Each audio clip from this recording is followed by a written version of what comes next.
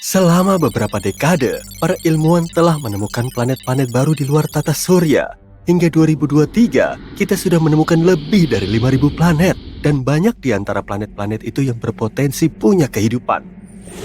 Nah, kalau kalian sudah siap untuk berpetualang di luar angkasa, mari kita cari tahu planet-planet like huni apa saja yang sudah ditemukan dalam beberapa tahun terakhir. LP8909b dan LP8909c. Pasang sabuk pengaman, karena kita akan menuju ke LP8909, bintang Katai merah yang berada pada jarak 105 tahun cahaya dari bumi. Bintang ini cukup dingin dibanding matahari, dalam hal temperatur tentu saja. Temperaturnya sekitar 2593 derajat Celcius. Si kecil ini memang kecil, tapi penuh dengan kejutan. Misalnya, ada 2 eksoplanet yang mengorbit di sekelilingnya. Selain itu, kedua planet ini kemungkinan besar bersifat kebumian, artinya berbatu, sama dengan bumi. Pertama, ada LP8909b yang ditemukan pada 2022 dengan menggunakan teleskop TESS dan kemudian dikonfirmasi oleh teleskop Speculos. Planet ini merupakan bumi super dengan massa sekitar 13 kali massa bumi. Planet ini juga sedikit lebih besar dari bumi, dengan radius sekitar 1,3 kali lebih besar.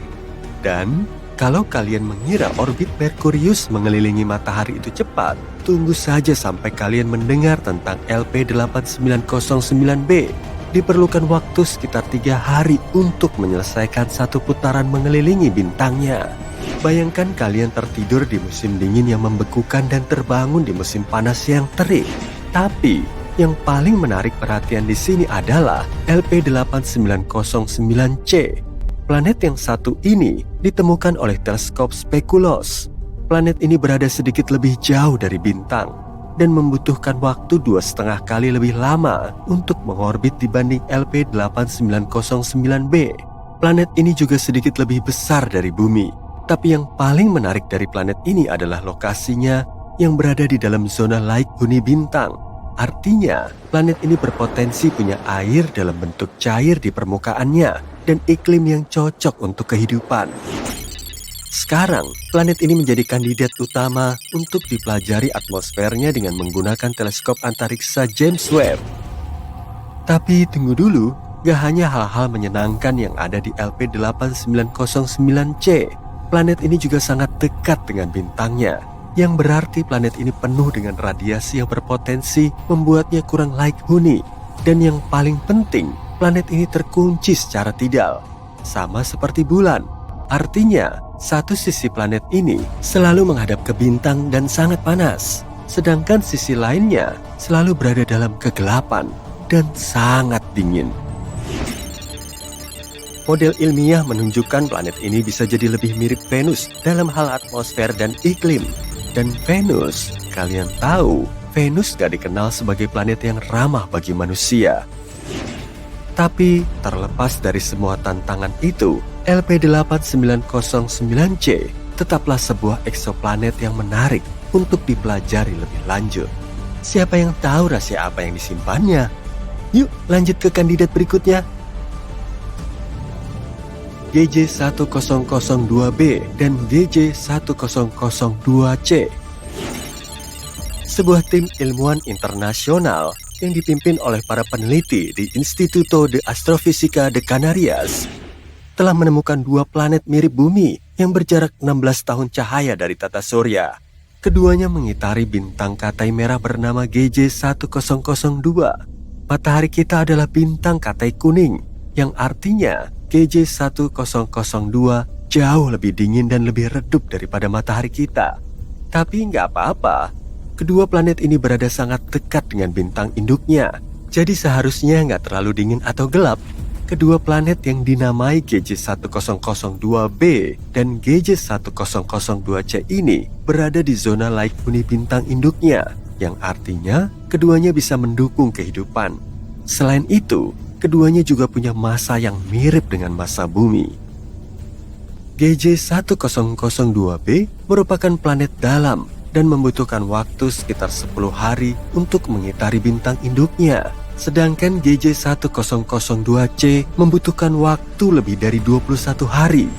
Kedua planet ini merupakan kandidat yang tepat untuk dipelajari atmosfernya dan bahkan bisa jadi target misi masa depan untuk mencari tanda-tanda kehidupan.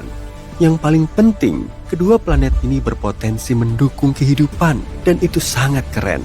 Ditambah lagi, fakta bahwa kedua planet ini berada sangat dekat dengan kita, berarti kita mungkin bisa mengunjunginya suatu hari nanti. Ya, mungkin bukan kita, tapi siapa tahu kan? Dan mungkin suatu hari nanti kita akan menemukan kehidupan luar angkasa di salah satu planet ini. Nah, itu akan menjadi sesuatu yang luar biasa. Tapi yuk lanjut ke yang berikutnya. Kepler 1649c.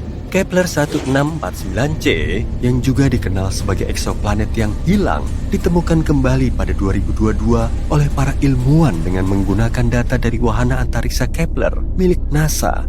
Eksoplanet ini terletak sekitar 300 tahun cahaya dari bumi dan mengorbit bintang kecil yang dingin bernama Kepler 1649. Ukurannya hampir sama dengan bumi dan sama seperti planet-planet sebelumnya, planet ini berada di zona laik huni bintangnya. Awalnya, data tentang planet ini dibuang begitu saja.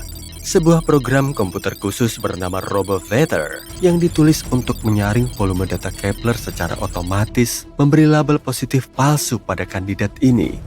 Dengan kata lain, program ini mengira kalau ada kesalahan atau gangguan.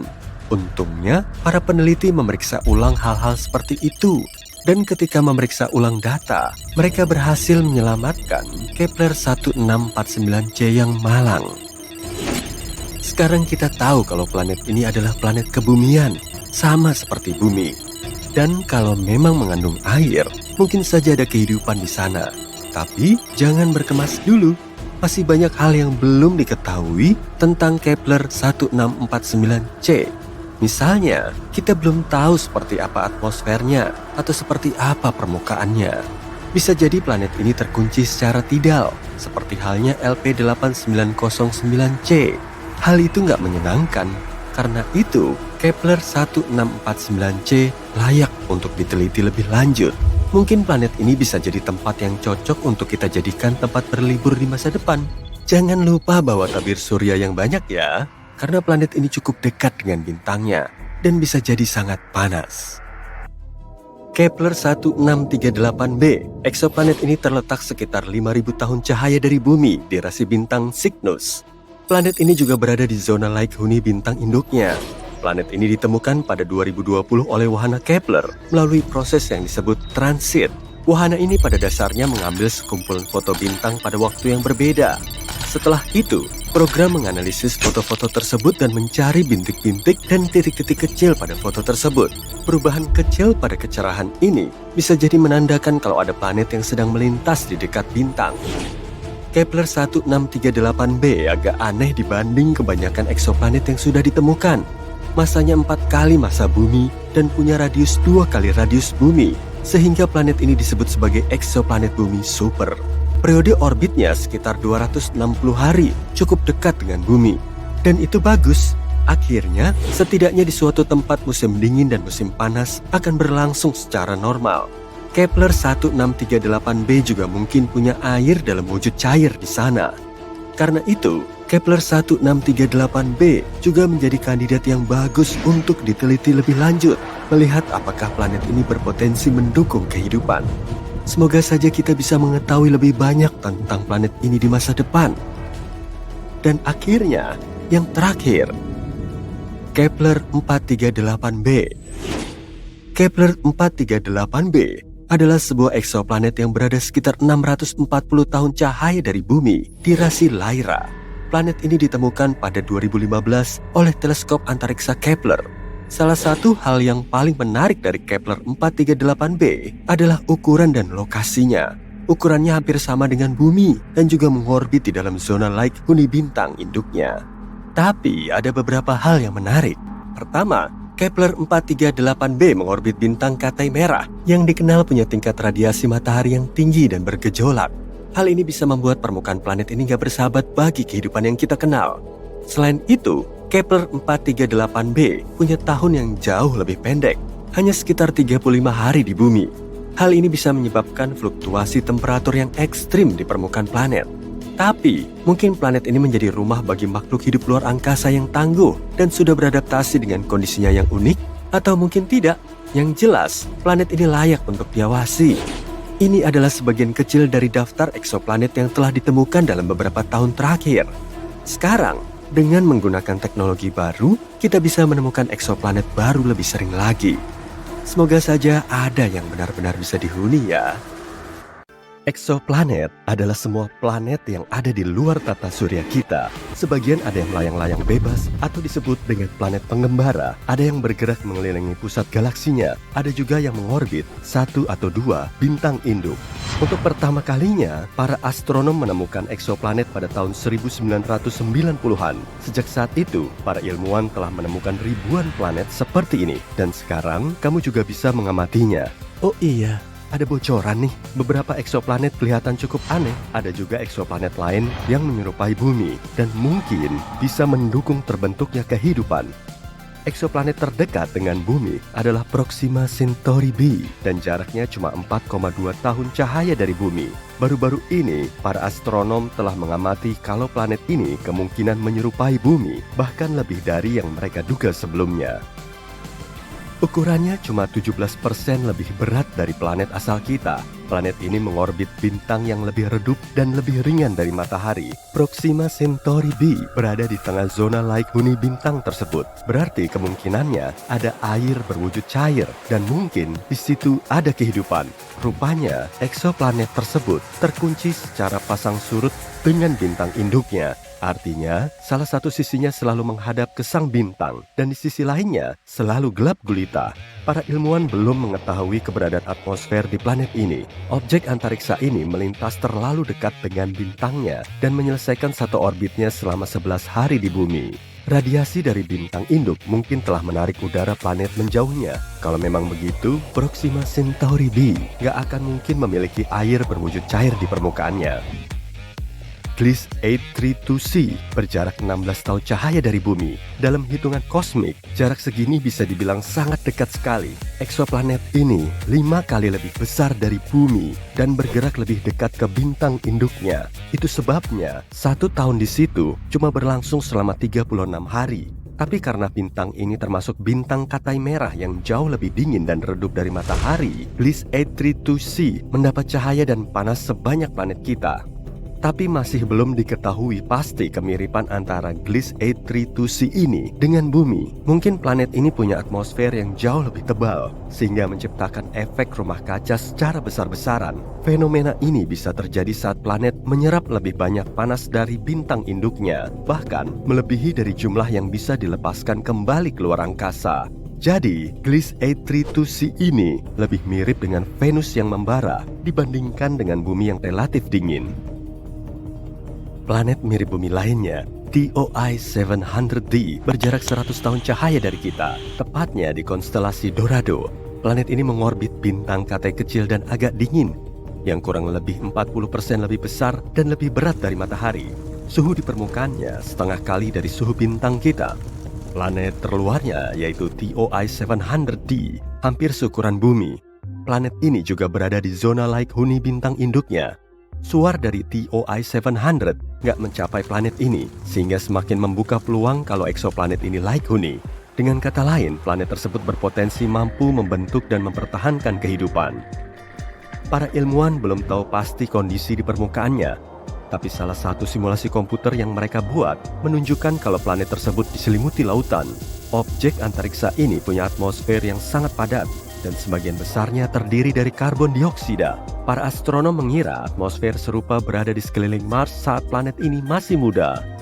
Tapi model 3D lain menunjukkan TOI 700d sebagai planet tanpa awan di seluruh permukaannya. Mungkin bumi kita juga akan seperti ini kalau nggak tertutup oleh lautan. Angin di TOI 700d bergerak menjauh dari sisi malamnya, lalu bertemu di area yang langsung menghadap dengan bintang. Ada sebuah eksoplanet yang kelihatannya paling menonjol karena punya warna magenta yang cantik. Kamu bisa menemukannya di konstelasi Virgo. Planet tersebut bernama Gliese 504b, dan jarak antar planet ini dengan bintang induknya sekitar 9 kali jarak Jupiter ke matahari. Planet ini masih relatif baru dan sinarnya masih panas, sehingga permukaannya kelihatan pink. Cuma berjarak 20 tahun cahaya dari matahari, ada planet pengembara unik yang berkeliaran di galaksi Bima Sakti. Dan meskipun nggak mengorbit bintang manapun, planet ini masih punya medan magnet yang sangat kuat. Besarnya sekitar 4 juta kali lebih kuat dari medan magnet bumi. Eksoplanet ini juga menghasilkan aurora yang sangat cantik. Saat menemukannya pada tahun 2016, para astronom hampir yakin kalau planet tersebut katai coklat, yang notabene terlalu besar untuk menjadi planet tapi terlalu kecil untuk menjadi bintang. Tapi kemudian, para ilmuwan mendapat bukti kalau objek luar angkasa ini nggak cukup besar untuk menjadi katai coklat. Meski begitu, planet ini memang paling bongsor di antara teman-temannya. Dibandingkan dengan Jupiter, planet terbesar di tata surya kita, planet katai ini punya diameter 1,2 kali lebih besar dan bobotnya melebihi 12 kali lebih berat. Menurut perkiraan para astronom, medan magnet yang sangat kuat membantu planet ini menghasilkan aurora. Tapi anehnya, proses pembentukannya berlainan dengan aurora di bumi. Mungkin karena satelit dan eksoplanet ini telah membantunya menghasilkan fenomena cantik ini. Setelah menempuh jarak 20.000 tahun cahaya dari bumi, kamu akan berada di dekat katai merah di konstelasi Sagittarius. Bintang ini sangat dingin dan kecil. Beberapa tahun cahaya dari bintang dingin ini juga ada sebuah planet. Planet ini sangat berjauhan dengan bintang induknya, jadi cuma menerima sedikit panas. Suhunya termasuk paling dingin di antara planet lain yang pernah terdeteksi. Suhu permukaan rata-ratanya kurang dari minus 218 derajat Celcius. Itu sebabnya seluruh planet tertutup lapisan es yang tebal. Kalau kamu menginjak permukaannya, kamu tidak akan melihat apapun selain gletser, dataran, dan pegunungan es. Tapi tetap saja, para astronom mengklaim kehidupan mungkin ada jauh di bawah permukaannya yang beku. Semua karena inti planet ini kemungkinan akan menghasilkan panas yang cukup untuk melelehkan sebagian es bagian dalamnya. Dalam hal ini, di planet ini mungkin ada lautan bawah permukaan yang sangat besar, bahkan mungkin dipenuhi dengan bentuk kehidupan yang aneh. Salah satu planet ekstrasurya tertua yang kita ketahui adalah TSRB 162026b. Umurnya sekitar 12,7 miliar tahun, hampir 3 kali lebih tua dari bumi yang muncul 4,5 miliar tahun yang lalu. Ini juga berarti bahwa planet Genesis terbentuk hanya sekitar 1 miliar tahun setelah Big Bang. Planet ini begitu tua dan 2 bintang induknya mampu berevolusi menjadi katai putih dan pulsar yang menghasilkan hampir 100 putaran setiap detik. Pagi hari di planet ini pasti kelihatan sangat cantik. Eksoplanet yang satu ini pasti belum pernah kamu lihat sebelumnya. Nama lainnya adalah Super Saturnus atau Saturnus disuntik steroid. Itu karena J1407b memiliki sistem cincin kolosal. Ukurannya 600 kali lebih besar dari cincin Saturnus kita. Planet unik ini berjarak 434 tahun cahaya dari bumi dan menjadi satu-satunya planet yang kita ketahui memiliki cincin mirip Saturnus. Kalau planet J1407b ini menggantikan Saturnus di tata surya kita, cincinnya akan terlihat beberapa kali lebih besar dari bulan purnama. Para astronom telah mendeteksi celah di tengah cincin tersebut, dan kemungkinan besar ada satelit ekstrasurya seukuran Mars yang mengorbit planetnya dari dalam celah ini. Kalau tinggal di satelit ini, kamu akan menikmati pemandangan spektakuler setiap kali menatap langit. Eksoplanet WASP-12b bisa melahap cahaya yang datang dari bintangnya dan menjadi salah satu planet tergelap yang kita ketahui. Bagian siangnya menyerap cahaya yang masuk, jadi nggak memantulkannya kembali ke luar angkasa. Planet besar seukuran 2 kali lipat dari Jupiter ini memerangkap lebih dari 94% cahaya yang mencapai atmosfernya. Karena itulah suhunya sangat panas, bisa melesat sampai 2500 derajat Celcius atau hampir setengah kali suhu permukaan matahari. WASP-12b bergerak sangat dekat dengan bintang induknya sehingga hanya perlu waktu 1 hari untuk menyelesaikan satu orbitnya. Sisi malamnya nggak sepanas siang hari, cuma 1200 derajat Celcius. Karena perbedaan suhu ini, uap air dan awan berkumpul di atas permukaannya.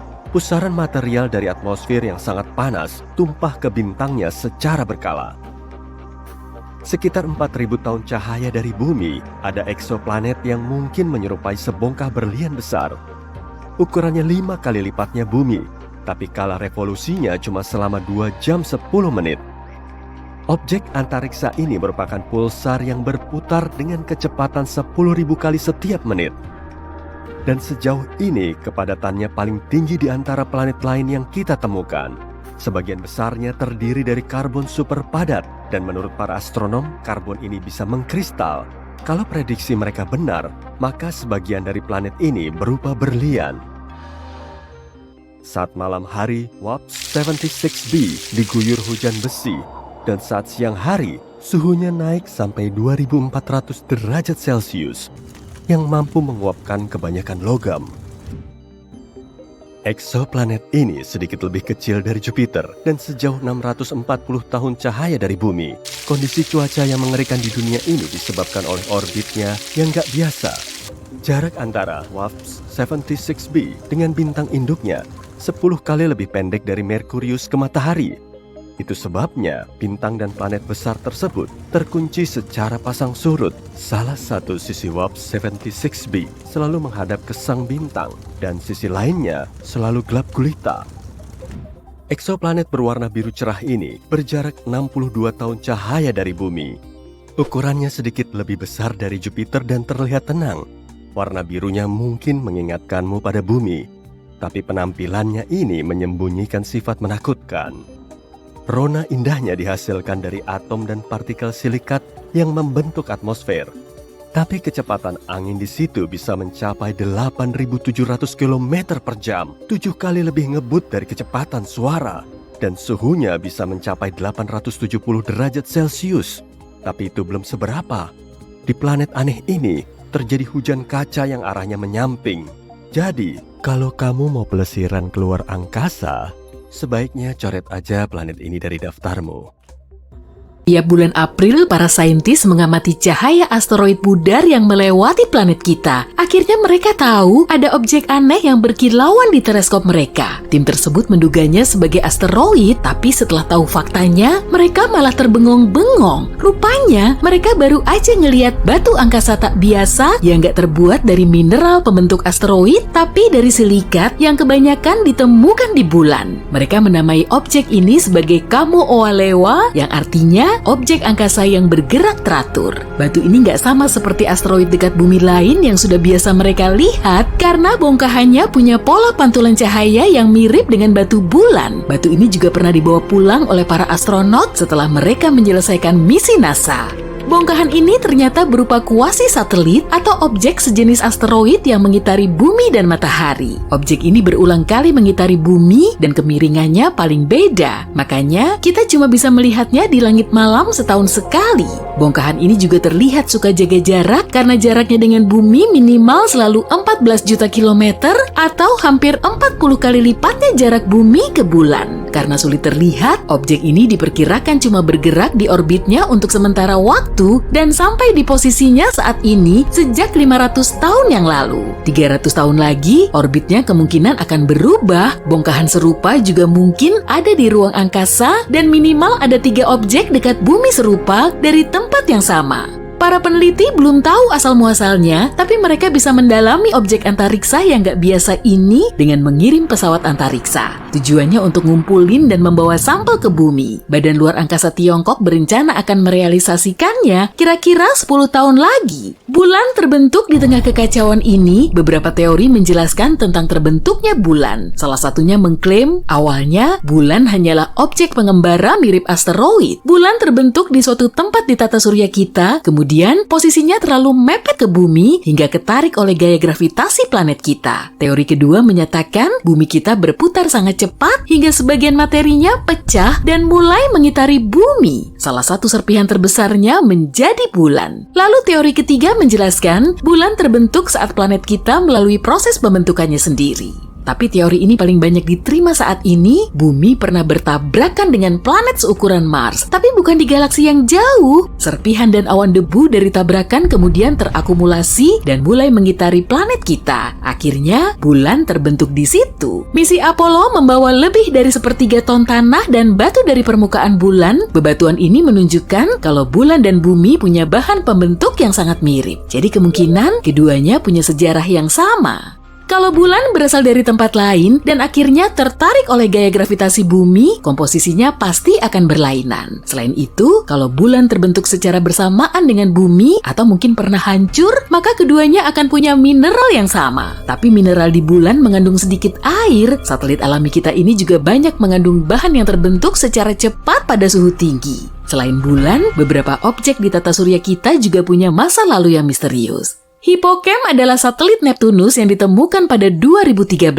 Satelit terkecil Neptunus ini cuma berdiameter 34 km dan letaknya di dekat Proteus, satelit dalam Neptunus yang paling besar.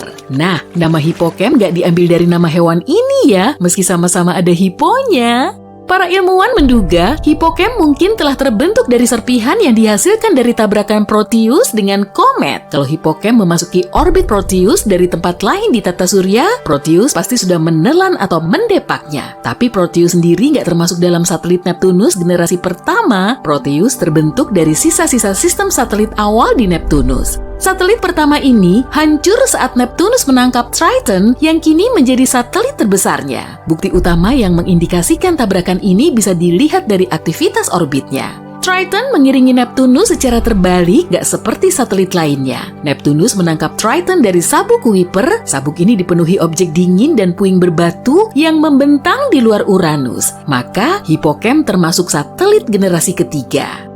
Matahari juga punya masa lalu yang penuh misteri. Bintang induk kita ini muncul sekitar 4,6 miliar tahun yang lalu. Proses awal kehidupannya sulit dipelajari karena telah berlangsung sejak 50 juta tahun sebelum bumi terbentuk. Tapi baru-baru ini, tim peneliti telah menemukan kristal yang umurnya lebih dari 4,5 miliar tahun. Karena lokasinya berada jauh di dalam meteorit, kristal ini bisa menyingkap beberapa informasi tentang masa lalu matahari. Sebelum planet terbentuk, tata surya kita sudah terdiri dari bintang induk, piringan debu, dan gas panas raksasa di sekitarnya. Setelah dingin, debu dan gas ini berubah menjadi mineral, termasuk kristal di dalam meteorit yang mendarat di bumi. Materi kuno itu mengalami iradiasi, gak seperti zat yang lebih baru. Menurut para peneliti, kemungkinan telah terjadi sesuatu setelah kristal ini terbentuk. Mungkin saat itu, aktivitas bintang kita belum begitu intens, atau mungkin materi baru ini nggak bisa bergerak menuju area yang mengalami iradiasi.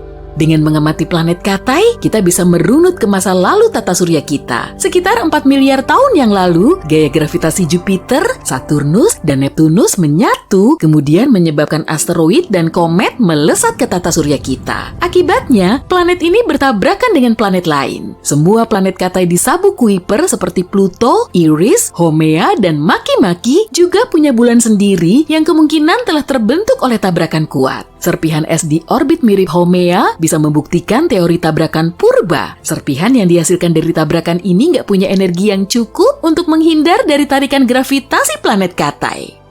Planet Katai lain seperti Ceres punya tanah liat yang banyak mengandung amonia di permukaannya. Zat ini nggak bisa stabil pada suhu di permukaan Ceres, tapi banyak terkandung di tata surya bagian luar. Artinya, Ceres kemungkinan telah terbentuk di bagian luar, lalu ditendang ke dalam. Lagian semua raksasa gas banyak bergerak saat tata surya kita baru terbentuk, atau bisa juga planet Katai ini terbentuk di dalam sabuk asteroid. Amonia tadi muncul di planet Katai ini setelah tabrakan dahsyat. Ceres mungkin bisa membantu para ilmuwan mendalami satelit dingin lain. Dasar laut di bumi punya konsentrasi mineral karbonat yang terbilang tinggi. Materi ini juga terdapat di sebagian Ceres. Jadi bisa dibilang planet Katai ini merupakan dunia laut yang sudah menjadi fosil. Banyak eksoplanet atau planet di luar tata surya juga pernah mengalami tabrakan yang lumayan kuat pada tahap awal pembentukannya. Sistem bintang ganda ini berjarak lebih dari 300 tahun cahaya dari kita, dan bintang di situ minimal berumur 1 miliar tahun. Meski sudah nggak muda, sistem ini masih nunjukin tanda-tanda awan puing berdebu yang belum dingin. Hal ini nggak lazim terjadi pada bintang setua itu. Serpihan ini masih hangat dan mungkin ada tabrakan kuat di antara dua planet atau objek antariksa lain yang ukurannya sama. Partikel debu kemudian mengitari bintang muda, lalu saling menempel dan terus membesar. Akhirnya terbentuklah planet.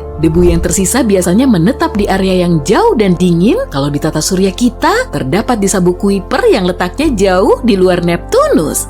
Saat tata surya berevolusi, partikelnya terus bertabrakan hingga menjadi sangat kecil dan akhirnya ketarik menuju bintang terdekat atau malah didepak keluar. Dibandingkan dengan planet lain di tata surya kita, Uranus punya arah rotasi yang lebih miring. Dan kemungkinan planet ini pernah mengalami tabrakan super kuat di masa lalu. Objek langit yang jauh lebih besar dari komet biasa atau yang ukurannya sama telah menghantam Uranus lalu membuatnya miring. Objek itu mungkin berupa planet yang ukurannya 2 kali lipat lebih besar dari Bumi.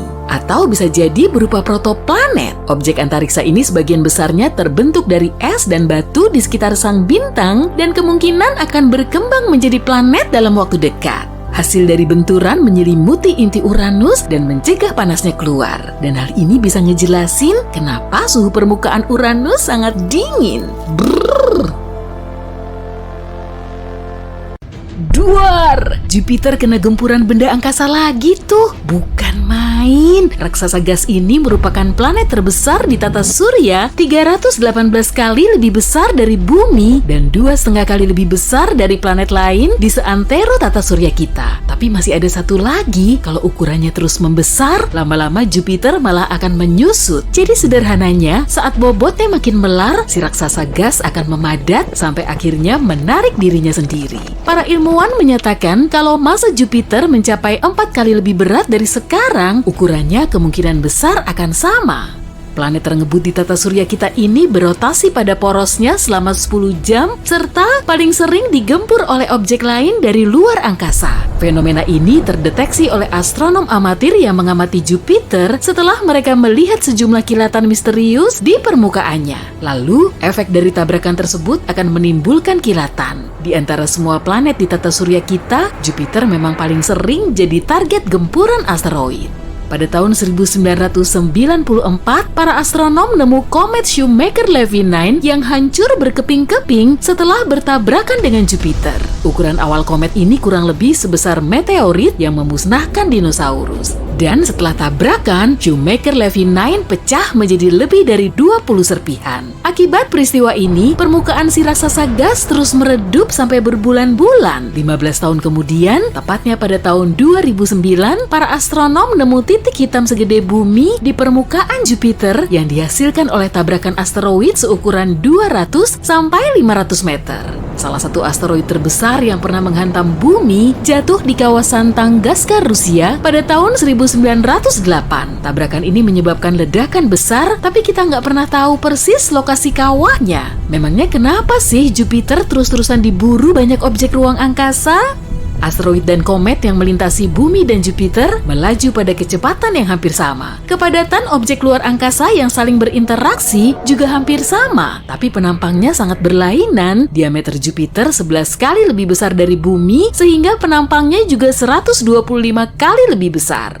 Semakin berat bobotnya, semakin kuat juga gaya gravitasinya. Akibatnya, sejumlah objek luar angkasa akan tertarik ke arahnya. Medan gravitasi bumi lebih lemah dari Jupiter. Kalau di dekat planet kita ada objek yang melintas dengan kecepatan maksimal 35.888 km per jam, gravitasi bumi akan menariknya. Kalau asteroid dan komet sih biasanya lebih ngebut lagi. Nah, kemudian Jupiter akan menarik sebagian besar komet dan asteroid yang melintas. Kalau bumi kita dihujani asteroid besar sesering Jupiter, kemungkinan kita akan ribuan kali lebih sering mengalami kepunahan massal. Pada tahun 2020, para ilmuwan mendeteksi asteroid unik pertama di orbit Venus. Asteroid ini kurang lebih seukuran gunung kecil dan banyak mengandung mineral yang bisa kita temui di batuan bumi. Mereka meyakini temuan tersebut bisa dijadikan petunjuk untuk menyingkap serangkaian asteroid jumbo yang muncul pada awal terbentuknya tata surya. Tapi nggak cuma itu aja, permukaan Venus diterpa angin kencang yang bisa mendorong awan dan badai ke sekitarnya dengan kecepatan 354 km per jam, atau sekitar 60 kali lebih cepat dari rotasi Venus. Para ilmuwan juga masih belum bisa ngejelasin soal alutan di planet ini. Mereka yakin air di Venus langsung menguap kemudian masuk ke atmosfernya karena jarak Venus terlalu mepet dengan matahari. Akibatnya, panas yang berasal dari matahari akan tertahan dan semakin menguapkan airnya. Kondisi di Venus mungkin saja sama seperti di bumi, tapi itu dulu. Jadi menurut teori ini, Venus pernah digempur banyak komet dan asteroid. Serpihannya melayang-layang ke segala penjuru dan sebagiannya kemungkinan telah menabrak bulan kita. Serpihan benda langit yang menabrak planet kita mungkin telah terkubur sangat dalam akibat aktivitas geologis bumi. Uranus juga pernah dihantam benda langit dan malahan lebih nyeremin dari asteroid. Kebanyakan planet di tata surya kita punya sumbu rotasi ke arah atas dari bidang elipsnya. Tapi kalau Uranus miring ke samping. Jadi setengah tahun di sana berlangsung selama 42 tahun di bumi saat kutub utara atau selatannya mengarah ke matahari. Kebanyakan planet juga berputar berlawanan arah jarum jam saat kita mengamatinya dari atas tata surya. Arah rotasi Venus justru sebaliknya, mungkin planet ini pernah terhempas dari sumbunya. Jutaan tahun silam, Uranus juga mungkin telah bertabrakan dengan objek luar angkasa lain. Saat tata surya kita masih sangat muda, konfigurasi orbit Saturnus dan Jupiter kemungkinan pernah berpotongan, gaya gravitasi keduanya kemudian menciptakan momentum orbit lalu memindahkannya ke Uranus hingga akhirnya menghempaskannya dari sumbu semula. Jutaan asteroid mengorbit matahari dan cuma sebagian kecilnya yang melintasi bumi. Jadi bisa dibilang gak ada benda angkasa membahayakan yang suka mampir ke planet kita. Rencananya, manusia akan terbang ke Mars pada tahun 2030. Semoga aja planet merah itu gak akan disinggahi objek luar angkasa lain yang lebih besar. Jutaan asteroid mengorbit matahari dan tidak begitu banyak yang melewati bumi dari waktu ke waktu. Jadi tidak ada benda angkasa yang berbahaya yang mampir ke bumi. Rencana kita mengunjungi Mars pada tahun 2030 dan para ilmuwan berharap Mars tidak akan menjadi target dari beberapa badan ruang angkasa yang lebih besar.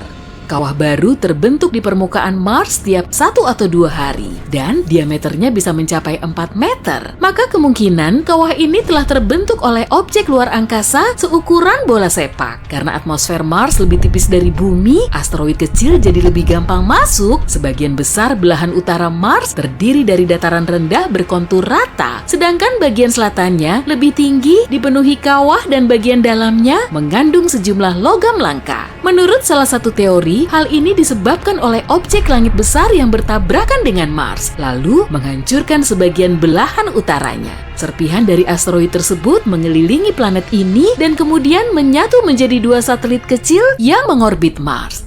Di bumi juga ada sedikit batu Mars loh. Batu ini ditemukan di Gurun Sahara, Antartika, dan beberapa kawasan lain di seluruh dunia. Sebagian dari batu ini juga punya unsur gas yang serupa dengan atmosfer Mars. Batu ini mungkin telah terbentuk oleh ledakan besar yang terjadi saat asteroid atau meteor besar terlontar dari Mars lalu mendarat di bumi. Atmosfer Merkurius juga tipis, jadi permukaannya banyak digempur objek langit yang lebih kecil. Bayangin aja gimana rasanya kalau kamu bangun tidur langsung disambut oleh hujan meteor kecil setiap pagi. Fenomena ini terjadi di Merkurius loh. Pola cuaca aneh ini telah mempengaruhi atmosfer alias eksosfernya.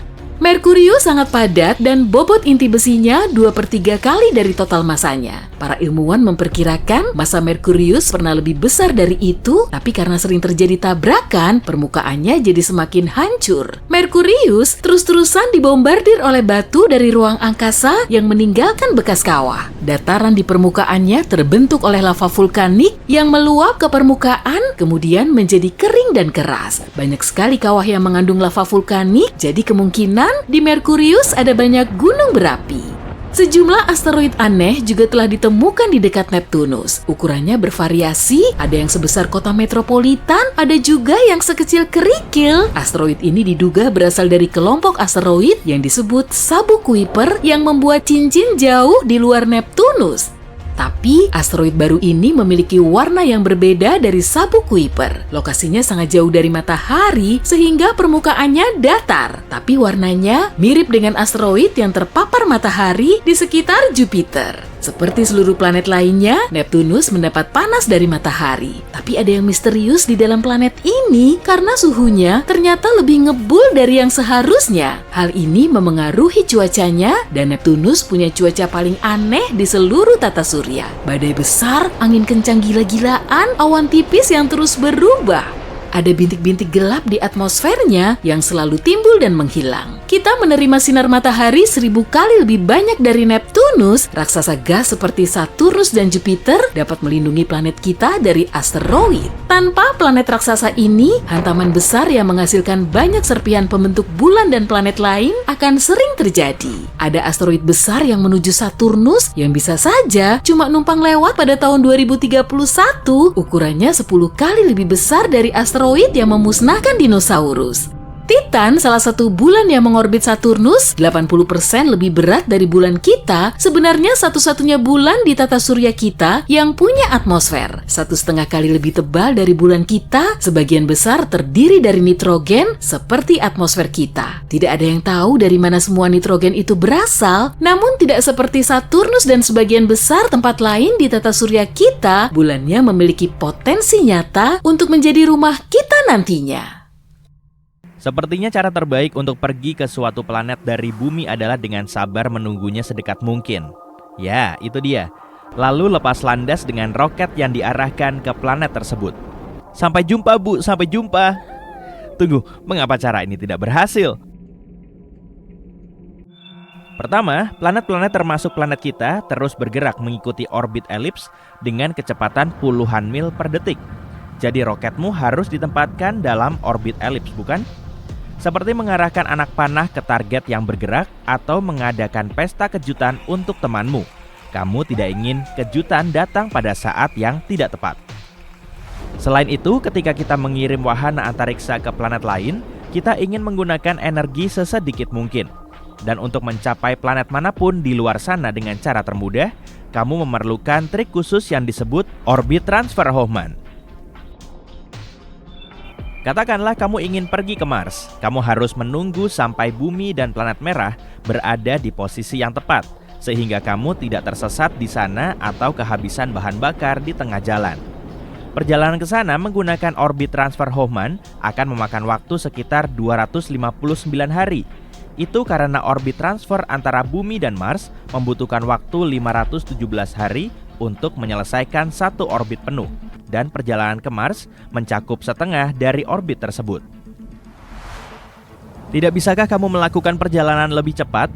Ya, tapi itu akan membuang lebih banyak bahan bakar yang akan membuat peluncuran yang menjadi lebih rumit karena roketnya akan menjadi terlalu berat. Pada dasarnya, ini akan seperti seekor anjing yang menggigit ekornya sendiri. Jika kamu bisa melakukan perjalanan dengan kecepatan cahaya, kamu membutuhkan waktu 12,5 menit. Selain itu, ketika roketmu akhirnya sampai di planet lain, roketmu masih harus melambat untuk mengorbit di sekitarnya atau bahkan mendarat di permukaannya. Ini berarti roket akan menggunakan lebih banyak energi, tetapi kamu dapat mencoba menggunakan sesedikit mungkin dan mungkin menggunakan hal-hal seperti parasut atau pengereman aerodinamis.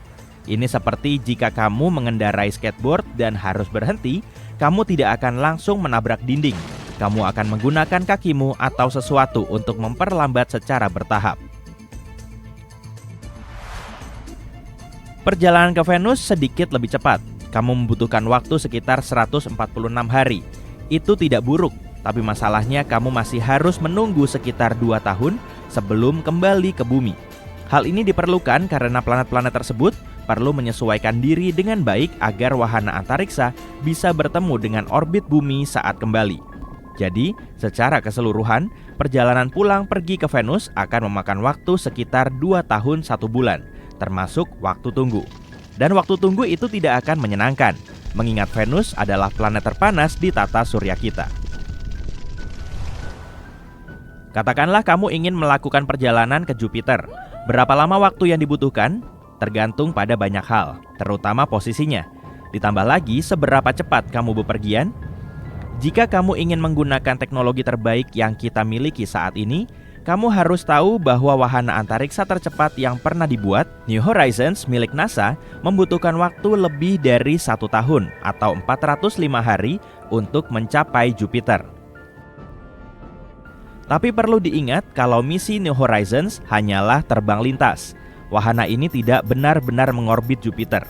Kalau kalian ingin tinggal di orbit dan menjelajahi Jupiter dari dekat, itu akan membutuhkan waktu yang lebih lama.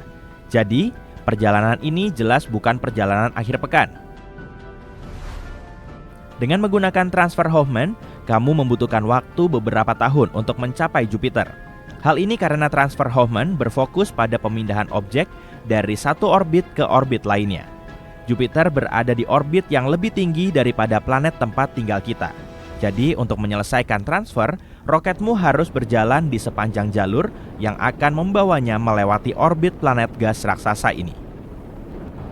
Jadi, roket harus mempercepat laju saat mendekati Jupiter agar tidak jatuh kembali ke arah matahari, dan kemudian memperlambat laju saat melewati Jupiter agar tidak terbang ke luar angkasa. Ini seperti mobil yang melaju kencang untuk mendaki bukit dan kemudian melambat saat menuruni sisi lainnya. Beginilah cara pesawat ruang angkasa menggunakan gravitasi Jupiter untuk bergerak ke orbit mengelilingi planet raksasa gas tersebut.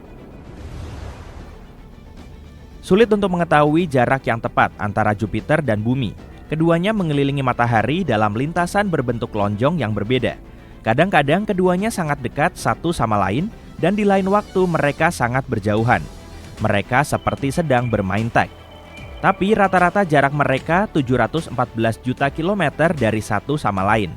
Ketika Jupiter berada pada jarak terjauh dari Bumi, jaraknya mencapai 967 juta kilometer.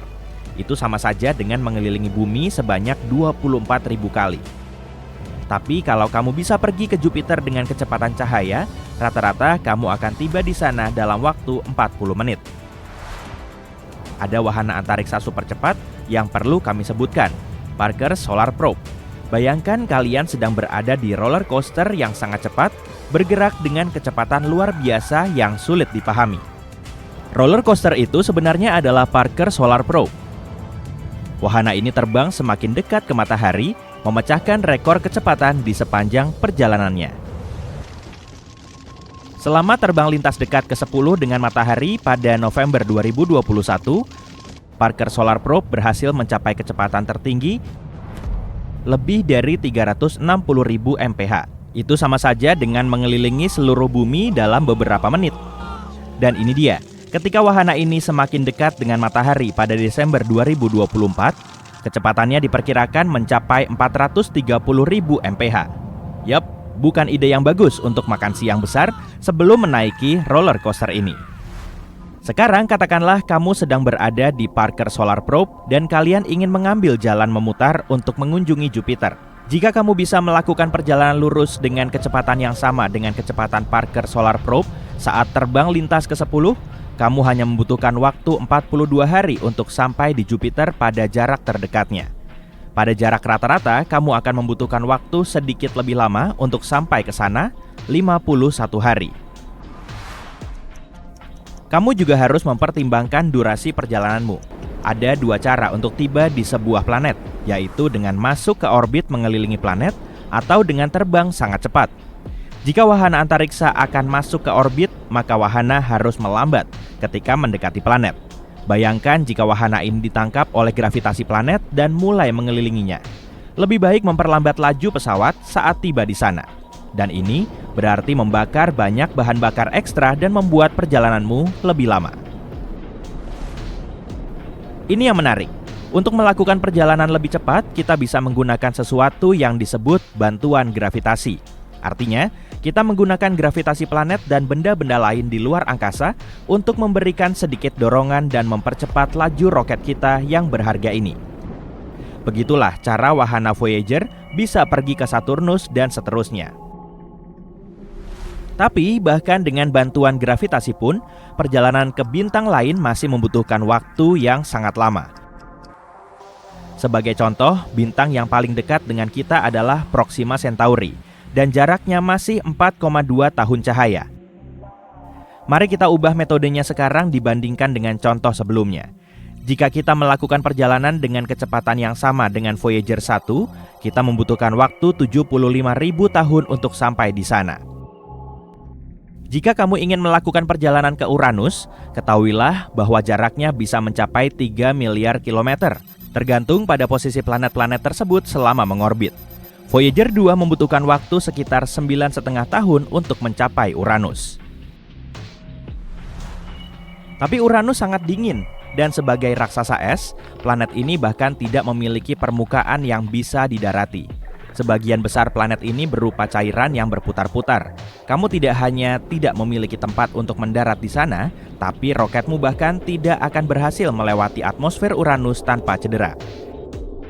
Temperatur dan tekanan di sana sangat ekstrim dan akan menghancurkan seluruh pesawat luar angkasa yang terbuat dari logam.